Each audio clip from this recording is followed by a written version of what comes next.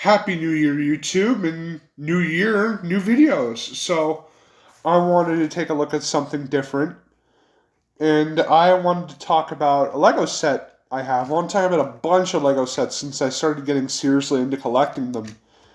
Uh, and yeah, this is the Firehammer versus the Mutant Lizards. Now, it, it's from the theme Dino Attack, and Dino Attack is well, it has its controversies, but this is a really cool set regardless of these quote unquote controversies. But yeah, the main controversy is the mutant lizards, and that, well, they're not really dinosaurs. And you can't really call these guys velociraptors because if you guys are familiar with this theme, the velociraptors are freaking huge. They're bigger than most regular T-Rexes. So if you know anything about, I'm not saying you need to, but if you know anything about Paleolithic scale, that's it's a big word of the day. But that doesn't really fit. So I guess mutant lizard is the best way to describe these. But let's ignore these guys and let's focus on the truck. There is a minifigure in there that is, I believe his name is Viper. And these are one that all had these weird, edgy teenager youth phase names like Shadow, Specs, and these guys look like Call of Duty characters. Oh my god! But for the time, that print on the chest was very nice. I feel like we've gotten this face a lot. I feel like this is like the generic policeman face, like rough cop, stops none to get the bad guy, breaks all the rules. That kind of thing. Look, he's doing a little lip bite. I feel like we've had this exact minifig. I feel like this was like, I know I'm probably wrong, but let's see if we can get any more details without the face. He's got a little scar running across him. Never mind, that probably is unique then. And I just want to keep looking at the detail because you cannot see these as physical Lego pieces. Like they're so. But that is a very nice thing they did with the chest print.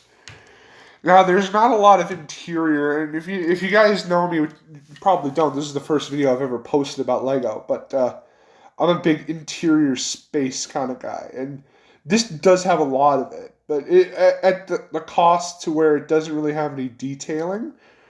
So, you win some, you lose some, but I feel like if they just threw a couple of chairs in, they could fit every minifigure that the theme has in it. And weirdly enough, this, despite having different variations, this theme only has like a handful of minifigures. There's only like, I believe, 4. So correct me if I'm wrong. And yes, I know the wheel is out. I'm gonna go fix that real quick. Now that being said, little details are where the set really comes to life for me. That little antenna piece at the end, well, not so little, but that piece over there brings a lot of life to the set.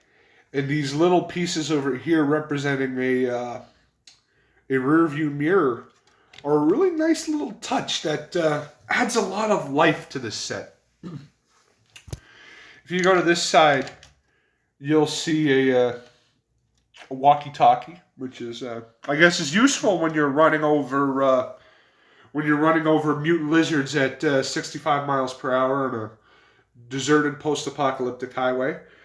But if you notice, here is really just where the whole thing is just, yeah, it's awesome. It has this beautiful detail work, and a lot of the stickers, nice too. But the real thing is how much detailing with the grills it gets across by using so little pieces. These move up. I'm not really sure what the purpose is. Maybe that was the only way they could get them on the angle.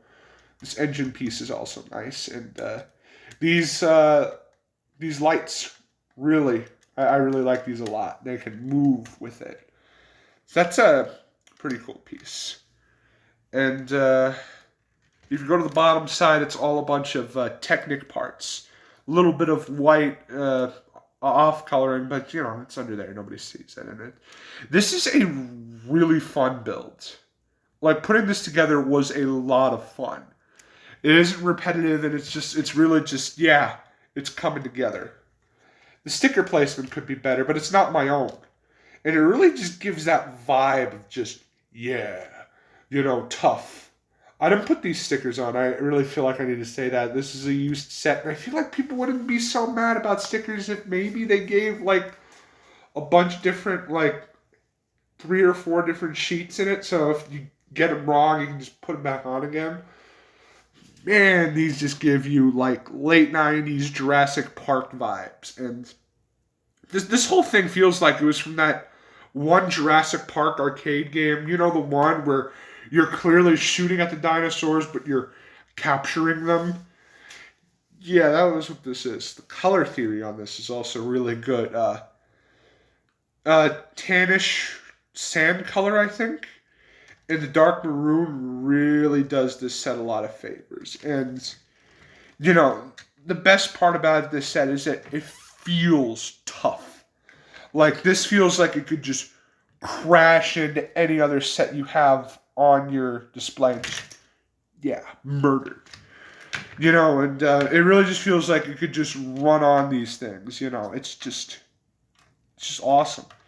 And I really feel like the lack of detailing on the top gives it a lot more of just, you know, grit. You know, like, it's a very uncomfortable thing to climb across, and, you know. Now, we need to talk about the Brontosaurus in the room, and that is this piece. The piece that caused so much controversy. Now, I honestly feel like this is the only weak part of the set, is this Technic cannon turret that's on the back of it. It looks a little bit like there'd be a guy sitting there, but there really isn't. And you're supposed to use this to fire at the dinosaurs. It's not so good. You have to really get some strength, and these were the protogeners to the flick fire missiles. And one thing that really sucks about these things is that these do not stay in place. So if you lose this, it's gone. Goodbye. So yeah, so there's really catch-22 with this. And the worst part for me is that it doesn't even move. See, like, look. See, it's restricted. You can't move it 360 degrees. And, you know, honestly, like, you know, there isn't a lot from Dinosaur 2010 that I would have wanted an American set. But this is it, really. It's really just an eyesore. And you can't really take it off, too, because it loses a lot of the,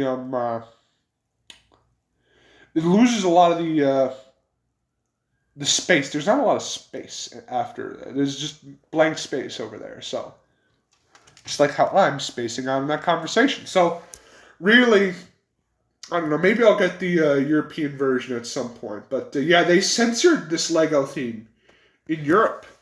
This guy right here was among the first Lego minifigures Lego made with military printing. So that was a weird time for the company. It was in a weird, edgy phase. And I guess that was just what was in back then. But, you know. But beside from that one little flaw, this is a really awesome set. I would really recommend it if you want one example from Dino Attack. And this is really awesome. It really captures that late 90s action rated R blockbuster where they're just shooting these things. So now that we've finally talked about all this this awesome set over here, I feel like we need to get to the dinosaurs. And here is where it's going to get a little controversial. Now, I want to say a lot of good things, because these are really cool toys. These dinosaurs they have a kick-ass color. I especially love the assorted colors they come in, because they really complement each other nicely. I especially like the yellow and black. These But these are all really nice. But here's the thing, and it's not scientific accuracy, because I'm not coming to this team for scientific accuracy. You notice how this Lego figure, like, look, it clutches. These have clutch power. These do not. These are little pegs at the bottom of their feet. They don't clutch to anything. And it's really, they rely on their tails to stand. And even if you get them in there, they don't stick. What's the difference between Galador and these guys? Galador has clutch power. These aren't really system elements at all. And that's really peculiar for a Lego theme, especially one as mainstream as, Dino Attack. So that is really weird. But these are still cool elements. I'd rather have them than not have them. And I'd rather have this set than not have it. This is a really awesome, just a pure beast. Like, look at that. Just a pure beast of Lego engineering. And it represents everything that was positive about this theme. This is just the colors and just the shape and the solid brick engineering. This is an awesome set, and I definitely would give this a recommendation if you're looking to recapture that childhood set, or you're someone curious who just wants to try it out for the first time. I would highly recommend this. So, at the end of the day, I'm going to give this a solid 7 out of 10. It would have been an easy 8 out of 10 if it wasn't for that weird little back thing. But, despite being... It looks thrown together, let's be real. But even then, still, it's a minor issue in an otherwise great set. So it has a good minifigure, cool, unique elements. And, it's a 7 out of 10. So, thanks for watching. If you like this video, share it and subscribe it. And welcome to BRICKSTRUCK. I have a lot more videos to show you guys, and I'm looking forward to sharing. All right. Peace out, guys.